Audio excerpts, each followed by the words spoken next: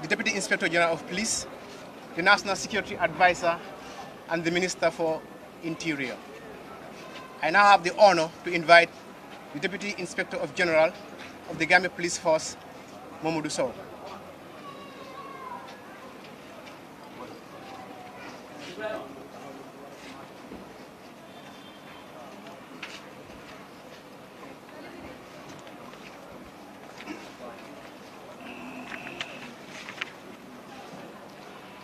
أعوذ بالله من الشيطان الرجيم بسم الله الرحمن الرحيم الحمد لله رب العالمين الحمد لله رب العالمين الحمد لله رب العالمين إنا لله وإنا عليه راجعون إنا لله وإنا عليه راجعون. Honorable Minister of the Interior, National Security Advisor of the Republic of the Gambia, colleagues, senior police officers here present, the police senior management, the media fraternity here present, our press and public relations officer, ladies and gentlemen, all protocols duly and respectfully observed. You are all welcome to this press briefing at the police headquarters here. I am Mamadou Sow, Deputy Inspector General of Police, Gambia Police, standing in for the Inspector General of Police, Mr. Abdoulaye Sanyang, who unfortunately is out of town. But as I am talking to you, he's on airborne. Probably within the next hours, he should be within the source of this country. Having said that, we put this gathering together for just one single purpose, that is through you, who has the platform to reach out to the general public, to the citizen of this country and non-citizen of this country, to ensure we put you ahead. But first and foremost, before I proceed, I want to extend my sincere condolences to the President of the Republic of the Gambia, Commander-in-Chief of the Gambia Arms and Security Services, the Minister of Interior, the Deputy Inspector, the Inspector General of Police, the government of the Gambia, the people of the Gambia, friends of the Gambia, well-wishers of the Gambia, the families of the fallen comrades, and all well-wishers of this country, a heartfelt condolence and praying to Allah subhanahu wa ta'ala to open his doors of mercy for our fallen comrades, and also pray for the speedy recovery of one of our comrades who is still going through medical situation. For Allah subhanahu wa ta'ala, bestow her strength back and give him a speedy recovery. On that note, I just want to give you a synopsis of the ugly incident of the 12th of September 2023, as purportedly reported by various platforms here present and not present. But I just want to share this word of caution. We did share information lines to the general public in respect of information and in assisting for the speedy and effective investigation. But I have noticed with dismay that there are a lot of informations going on the media, and they are not helpful. I think the source and the direction of all those information should have been transmitted to the police, or the police be informed, in order to harvest those informations and eventually put them into perspective, put them into use to help the situation. But not only sitting in your own comfort zone, releasing information that is unrefined. And some of you who work in the media fraternity would attest to this fact, that information is very powerful and is very dangerous. In a sense, if it is not carefully checked, can lead into very, very serious situations. So having said that, we've lost 2 male police officers, private or police constable Pate Jallo and police constable Sangye Mendy. Gomez, police constable Sangye Gomez, WPC Ansi Jao, a brave, determined, gallant, and very illustrious WPC, who is recovering from her predicament. And unfortunately, since the onset, up to today, this morning, there are reports circulating in the social media that she has succumbed to her injuries, which is definitely uncalled for, definitely inhuman, and definitely far from the truth. I would like to tell you from this point where I'm standing now, she is out of danger and recovering well and responding to treatment as it is required to be. So being the case, this is why I have started with that bottom of telling us how information is dangerous and how information is powerful and how deadly information is. So if it is not gone to the real root, it might cause some complications. So having said that, I'll get into some of the synopsis of how the events has unfolded. There are other reports also that are circulating within the media, which is unfounded, unrefined, unhealthy, and desire to smear and intimidate, harass, or even to the extent of terrorizing the society, which are seriously unfounded. As far as we know, here is the truth, and this is the truth, and the whole truth. On that fateful day, we noticed a significant amount of telephone traffic from the suspect and a lot of callers between the hours of 1900 or 1800 to 2100 hours. A high volume of telephone traffic All right? I want to seize this indulgence also to apologize on behalf of us to the general public and to you, the media here, because I will use acronyms here that are coded and probably is only those who are working in the security fraternity who can uncode those codes because they go along with them. They are done significantly for only one particular purpose: to protect present, before, and after security operations, as far as security situation is concerned.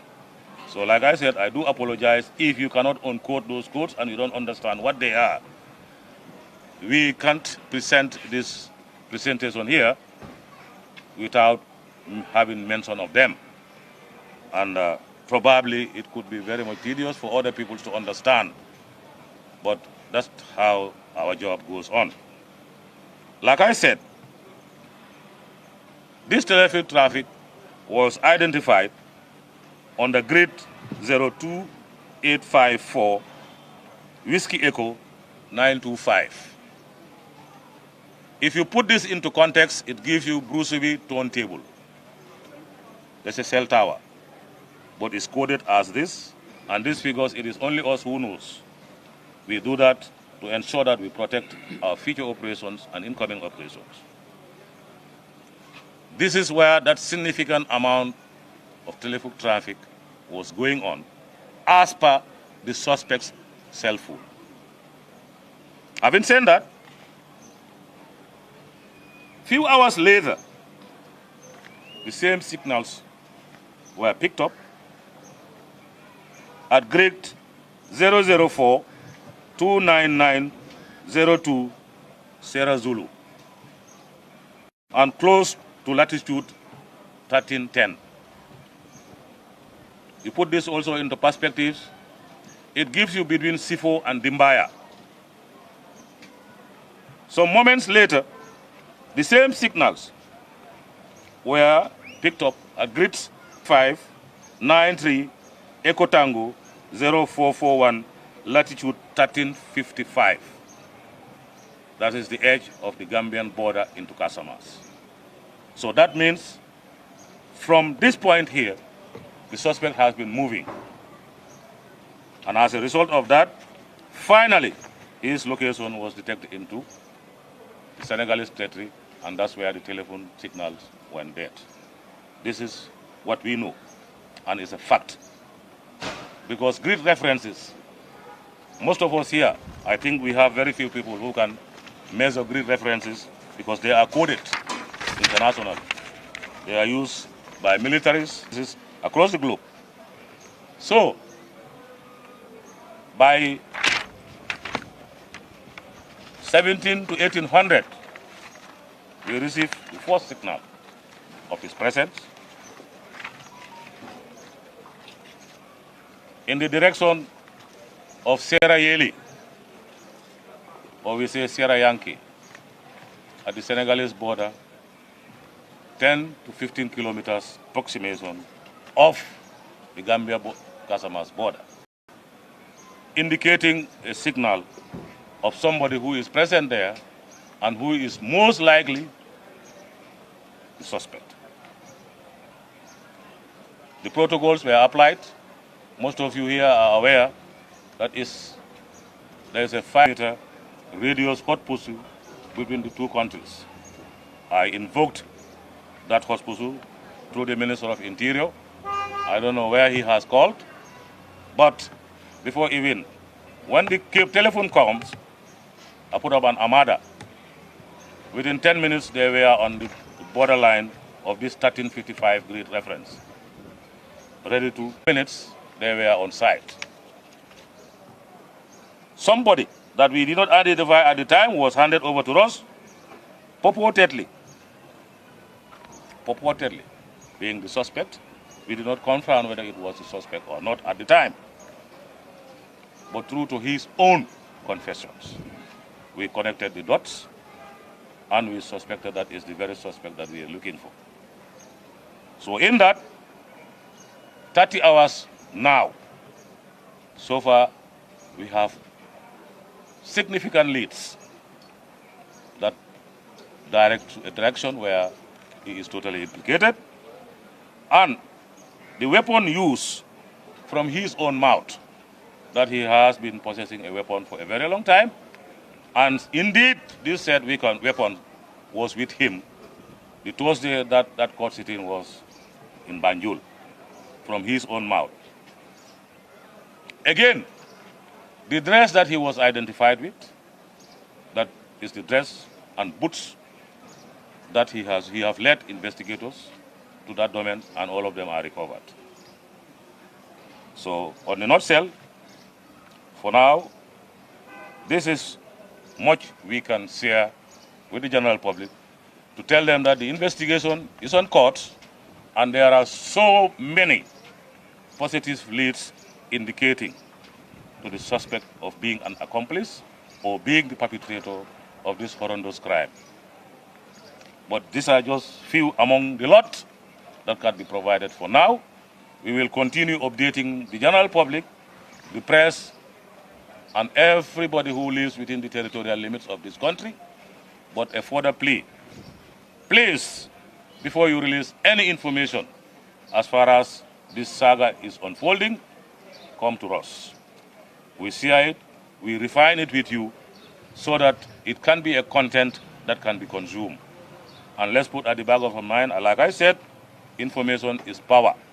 Information is dangerous and needs to be protected very jealously and very seriously, without which it can provoke situations beyond our control, and nobody foresees that. On that note, ladies and gentlemen, Honorable Minister, National Security Advisor, DG SIS, Police Advisor, Senior Police Command, and other services here present, I thank you for your attention.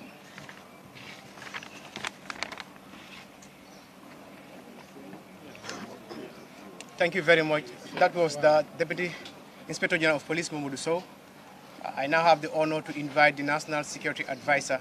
No, Police Advisor. You should have spoken to me. I'll just give it to the minister. Okay. I'll just say No, you will be speaking. I now have the honor to invite the National Security Advisor to brief this August gathering.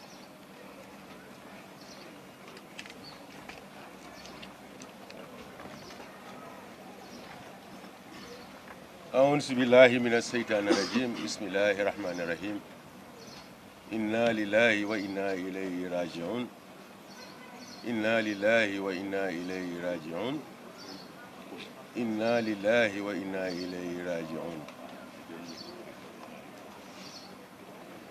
The Honorable Minister of Justice, Minister of Interior, Honorable Siaka Sonko, the Director General of the State Intelligence Service,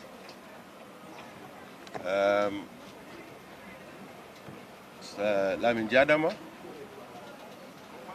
the Police Advisor, personnel of the Office of National Security present here, other State Intelligence, State Security Services present here, but most importantly, good afternoon to all the media houses present here at the Gambia Police Headquarters in Banjul. Your presence here today is important, and thank you for honoring our invitation for this press briefing. The press briefing is convened to provide situational update to the citizens and residents of this great country on the fatal shooting incident which occurred at the Sukuta Jabang traffic light on Tuesday, 12 September 2023. Regrettably, this unfortunate incident has claimed the lives of 2 police personnel, namely Police Constable Pate Jallo and Police Constable Sangje Gomez, and critically injuring woman police constable Ansi Jawo, who is currently admitted at the Edward Francis Small Teaching Hospital and is recovering, as the DIG has indicated. I take this opportunity on behalf of His Excellency, the President of the Republic of the Gambia and Commander-in-Chief of the Gambia Armed Forces, and the entire government and security institutions to convey sincere condolences to the families of the late Police Constable Pate Jallow and Police Constable Sangje Gomez. And of course, wishing WPC and Sijao a speedy and full recovery from this tragic incident. We collectively pray that the Almighty Allah grant the departed souls paradise and grant the bereaved families the strength and fortitude to bear the irreparable loss. Amen.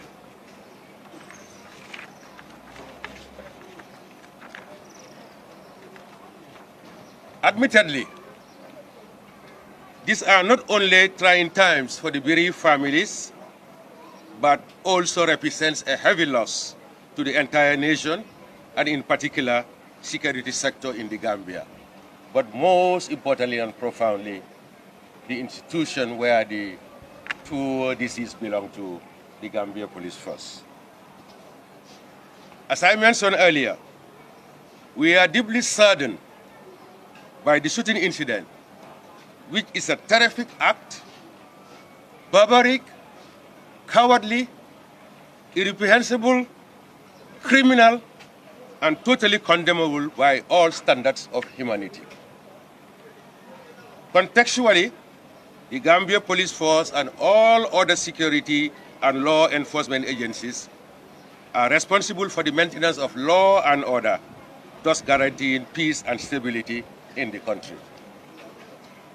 In the exercise of this sacred national duty, these officers face danger to their own lives and safety, and in this instance, they pay the ultimate price with their own lives in carrying out this national duty for their country. I would like to applaud the remarkable leadership exhibited during this challenging period by His Excellency the President of the Republic of the Gambia and Commander-in-Chief of the Gambia Armed Forces. His leadership truly inspired the nation and demonstrated true statesmanship and steadfastness and devotion to his responsibility as head of state under the Constitution of the Republic of the Gambia.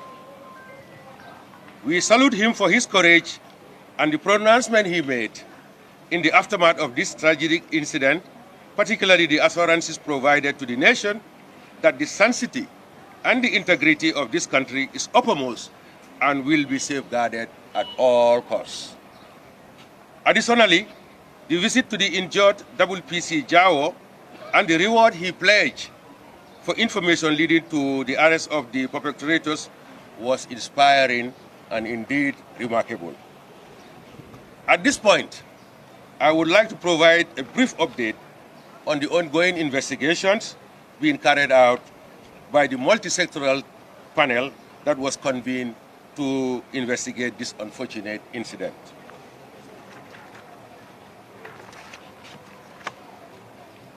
It may be recalled that on Tuesday, 12 September 2023, 3 Police Intervention Unit personnel of the Gambia Police Force, namely Police Constable Pate Jallow, Police Constable Sangje Gomez, and Police Constable Ansi Jawo were shot by an unknown assailant at the Sukuta Jaban traffic light between the hours of 9:30 to 10 p.m.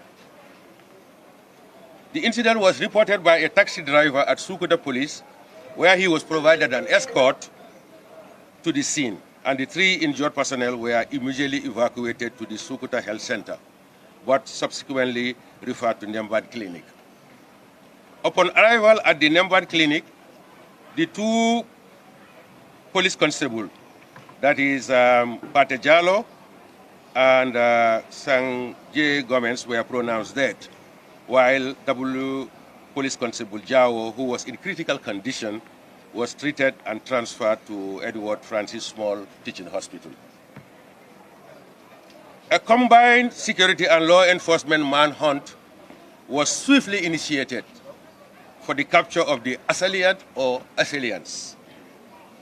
A male civilian eyewitness, in the exercise of his civic duty, provided leads to the police and described a male person who he believed was involved, who was a solitary figure clad in haftan, our traditional attire, and was wielding a pistol. Further investigators engaged witnesses who were believed to have been present at the scene and also scrutinized CCTV footages in the immediate vicinity and surrounding of the Sukuta Jabang traffic light. A lead was provided on the sighting of a male individual in Jululung in southern Senegal, Casamas, that fit the profile of the alleged suspect, which led to the arrest of one Gambian by the name of Ousseynou Bojang, who is a native of Burfoot and a security guard working for a local security company in the Gambia here. He was arrested on 13 September 2023, with the support of our Senegalese counterparts and subsequently extradited to the Gambia.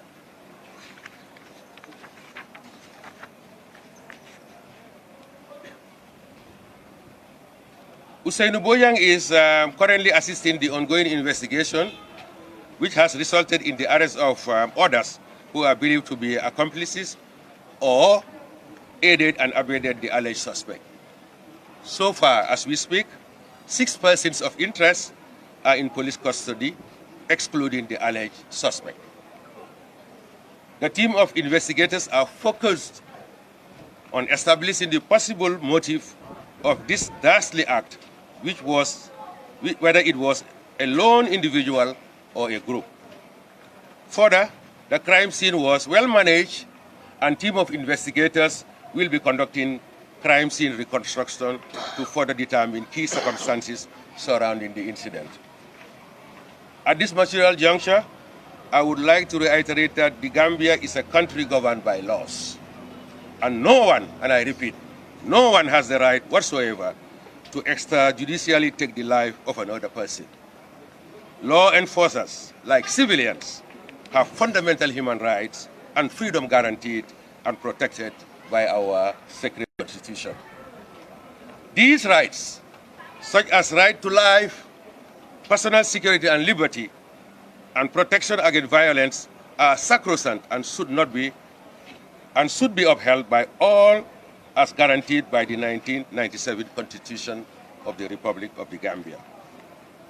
Concomitant with the above, I would like to further emphasize that the investigations are being conducted strictly, and I repeat, strictly, in observance of due process and human rights as provided in the Constitution and in line with international standards and best practices. We have a new founded democracy, and the government should be commended for doing business in line with the Constitution and in line with the requirements and tenets of democracy. In this regard, we will ensure that maximum presumption of innocence is observed throughout the investigation process. By and large, the investigation will be impartial, professional, ethical, and would be conducted with strict adherence to the laws of the country. It is important to highlight that this incident is considered as a blatant attack to the peace and national security of the country. And no one, and I repeat again, no one will be left on, no stone will be left unturned in bringing whoever is involved, regardless of status or affiliation. Justice will be served in this case. In the wake of this unfortunate incident, the Gambia Police Force has intensified police patrols and community engagements to always reassure the public of their safety and security. Therefore, I equally call on the public to volunteer any information to the police that could enhance the ongoing investigations. The government applauds the media's role in disseminating accurate information and update, and further requests for the respect of the privacy of the victim's family during this very difficult period.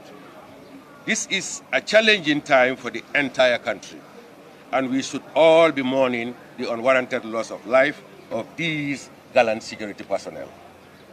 To conclude, this incident is unprecedented in the history of this country, and the government is resolved to ensure that it will never, and I repeat, never again happen in this country, and therefore all the necessary measures will be put in place to avert such occurrence. I thank you all for your kind attention and will invite few questions. However, noting that investigations are ongoing and therefore we will not be able to provide detailed and sensitive information that may likely interfere with the investigations. I thank you all for your attention. Thank you very much, the National Security Advisor. I now have the honor to invite the Minister of Interior. Minister, please. Assalamu alaikum. I greet you in peace. I, by extension, greet the support staff from the police, from the DIG, by extension, the IGP who is on the way back, the other services here present, and our friends, the media. I always say this, our friends, the media, we cannot be anybody to you, anything else to you but friends. Before joining service or taking up appointments, we were from the general public, and that's where we go back to. We promise to serve this nation and make sure that it is safe for everybody. Whilst others sleep, our young service personnel go out at night. When there was a huge traffic problem around the traffic light, Sukuta Jaba, it was felt necessary that they should be beefed up with extra security so that traffic can flow smoothly.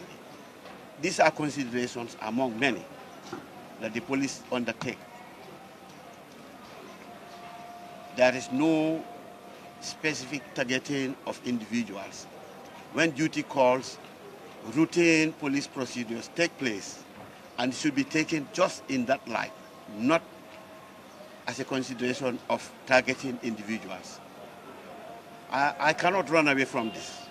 It sickens me to read or to listen to audios where people were laughing about the loss of life and even claiming that more should have been done, threatening very nastily against people who are out to protect you. They protect all of us. But wishing harm to this country, like CDS Drame said, is not helpful. If there's a breakdown of law and order in this country, no one wins. Not the security, not the civilians, not the administrators. We all lose. It should be our responsibility to preserve the peace that we inherited from our ancestors, our parents. We gladly call Sardauda Kairaba, not because of the name, but during this time there was a lot of peace. Some time ago, another head of state decided I was not going to go. I'm not going to be derisive, but it's a fact. Many of our parents left, including mine, my relatives, fled across the country because they felt it was not safe. Can we jealously guard this peace that we all have? It behoves all of us to protect each other. I'll go further to say this. Whilst a serious case like this happening, I noticed a plethora of interviews, people going everywhere. Yes, you have a right to get information. That is what was guaranteed. But can you please tone it down? Because sometimes you go to certain areas, the sort of engagements that are made creates doubts or even causes more problems. A police investigation of this nature requires that they are not distracted when they are doing their duty. We know you have a job to do. There's a freedom of information in this country. But if this is abused, it affects all of us. Sometimes when crises happen, the worst affected are the civilians, because the services, they have training, they can do certain things to be able to defend, protect themselves. But really, our brothers and sisters out there, they need the support of the services. Can we please show some love to the servicemen? I want to express my sincere condolences to the families of these young serving members of the police force whose lives were cut short. I would also like to commend the leadership of His Excellency President Adolfo. When I was informed by the Minister of Defense that this happened around the Sukuta traffic light, like many, I said, no, it cannot happen. But I rushed to the scene, and there I was joined by many other services, their chiefs, to assist in the investigation. I noticed at the scene so many people who had nothing to do with it milling around, and it is very dangerous. My warning, my advice, I don't know everything, but we have experienced some. Please, an incident where danger lurks, please, civilians and others who have nothing to do, please walk away. If you have information, share it. There's no need to jump onto the scene. You are not adding any value. Instead, you are creating problems. It is very dangerous. I remember there was an incident where a young girl apparently died from some alleged malpractice in the house. Even before the police arrived on the scene, civilians jumped on the scene. You tamper with everything that the police could have to deal with the case. If the case is unresolved, you turn around and say the police are ineffective. Whenever incidents happen, certain things are left on the spot that the police can pick up to assist them in their investigations. Going onto the scene just because you have a mobile phone, picking up shots and trying to be very active. I'm not talking about the journalists, you are professional, but sometimes it happens with you too. Try to be as professional as possible. Ask for advice as to how you can approach wherever you are going, and then you assist. But any other way is not helpful, it's obstructive. I just want to congratulate the President for the leadership that he undertook to lead us in these trying times, trying to show us the way. Visited the hospital to see the injured policewoman, and also went to the mortuary to pay our last respects to the two officers. We are going to the funeral of one of them. It's going to be a very somber ceremony. We are very sad to go, but we have to go to show our respects to our colleagues. We'll be going there very soon. And just like the DIG said, you'll be invited, and the National Security Advisor said, we'll be inviting you once in a while to give you updates. In the meantime, could we try to exercise some restraint? Try not to be going into areas that you'll be asking questions, probing into areas that can even tamper with the investigation. Please, we ask this respectfully. We appreciate you, but there are certain things that if you do, will not happen. On that note, I thank you all for your attention. Thank you. Thank you very much, Honorable Minister, and thank you very much for the earlier speakers.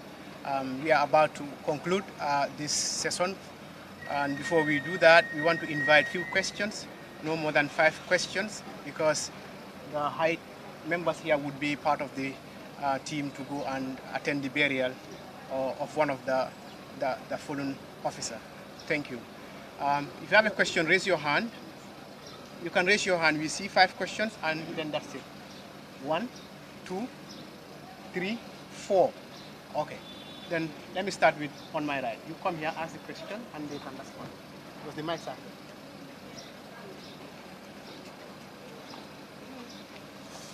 Okay, good afternoon, everyone. My question goes to the Deputy Inspector General of Police, Mamadou Sow.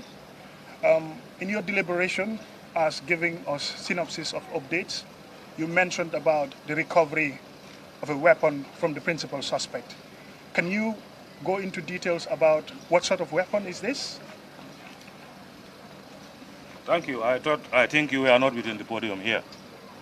There was no recovery of a weapon mentioned by me. He said he was in a possession of a weapon prior to this long time ago. So listen carefully. I didn't mention of any recovery. Thank you. Yes. On my right? Yes. Thank you very much. This is Keba Ansumane for the Alkamba Times. My question is to the National Security Advisor, who earlier mentioned that 6 people were arrested, in connection to the case. We would like to know the names of these people and whether they have any connection with this servicemen. The other question is, we understand the suspect used mark pistol. We would like to know how did the suspect manage to get this mark pistol. Thank you very much. Thank you for your question. As I have indicated during my briefing, other than the suspect, Usainu Bojang, there are other 6, but I will not mention their names here. But what I can also indicate to you is that as far as the information we have from the investigators, none of them are associated with any of the security institutions at the moment. This I can highlight to you that yes, other than Usainu Bojang, there are other 6, but for sensitivity and the nature of the investigation that is unfolding, I am not at liberty to give you names, but I can also tell you that at the moment, none of them are known to be part of the security services. The second aspect of your question was... We understand the suspect used mark yes. pistol. Yeah. How did the suspect get to have that pistol? No, I can take it. I can take it. I am not aware where it was indicated in the reports that was available to me that there was a specific description of the weapon. What we know is that it is a pistol. It's a firearm. What we also know is that the suspect have indicated to us that he acquired the weapon in Casamas. The suspect have also indicated to us that he has not served in any of the security institutions, but was a member of the rebel group in Casamas. That I can tell you. The weapon is not from any of our inventory as far as our arms and ammunition are concerned, but he has indicated to us that he was a member of the rebels and he has fought in the Casamas insurgency, and this is where he acquired the weapon. And unless we lay hand on that weapon, which we are doing our best to do so, we will be able to give further information as it relates to that. I hope that answers your question. Just a rejoinder.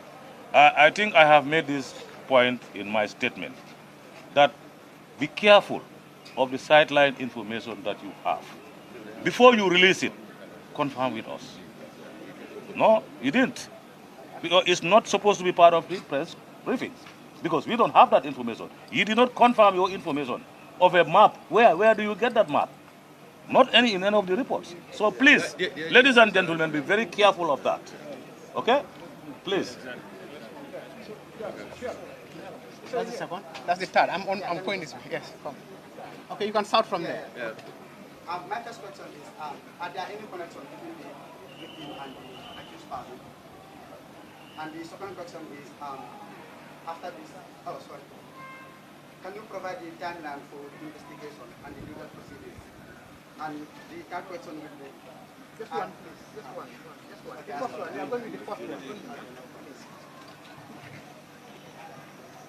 As far as the preliminary reports, as it relates to the investigation is concerned, we are not aware of any affiliation or relationship between the accused and the victims. I think that was your question. We are not aware of their familiarity. What we knew is that he happened to find them at the spot where they were and then carry out his nefarious activity indiscriminately. But we are not aware of their previous engagement, familiarity, or acquaintances. It was just an unfortunate incident, and they were victims who were at a spot where somebody was out to do no good, and they became casualties of that. What was the second side? Timeline for the investigations, we cannot give you that. It will be dictated by events. This is not necessarily an event in itself, but it's a process.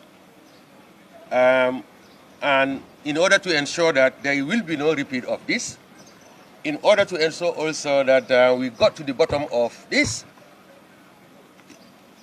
whatever time it requires, but of course time of the essence, investigations will continue until we are satisfied with what we are after, which is establishing everything that is related and associated with this unfortunate and tragic incident.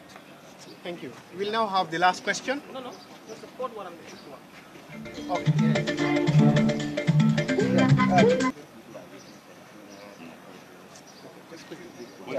Yeah, so for me, like, I'll take from the statement of the National Security Advisor. During the coup attempt, you promised that you updating us, you never did. So here too, you are promising us. I want to know how will you do that? But my question is, you are talking about timeline. You open it, and the Constitution is saying 72 hours. How are you going to respect their rights? Suddenly? You are confusing two sentences. And then the government spokesperson linked this incident as a terrorist attack. And I didn't hear any one of you talking about that. Was he talking to the media like to make big case, or is it something that is terrorist attack? Thank you very much. Thank you for that question. Classification of a crime as a terrorist attack is the prerogative of the state. We have classified it as terrorist, but yes, and you wanted assurance that we will be given press statement. In many respects, when the promise is made, it's made in good faith. We will engage. We promise to engage. But for now, we just want to crave your indulgence because the bereaved family is waiting out in Fonyi. We are going there. The funeral is taking place. I think it's a village called Kampasa. We want to go. And it's a long way to go, the traffic and everything. So we want to thank you for coming. Do you want to take my question? Please, we don't have time. It's a short question. Please, we do. Please, yes. Yes, we just close. Thank you very much. Thank you very much for coming. And this is just the beginning, and many would be coming on your way before the end of this. Share this with them. Thank you. Thank you.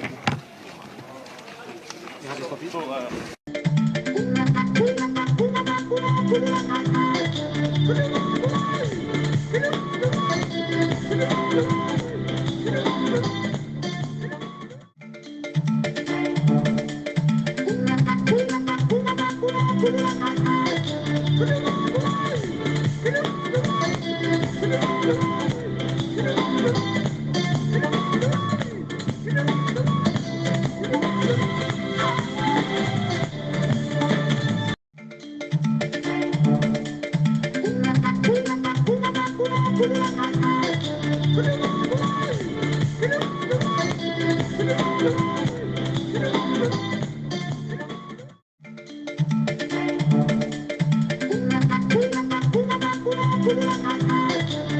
you.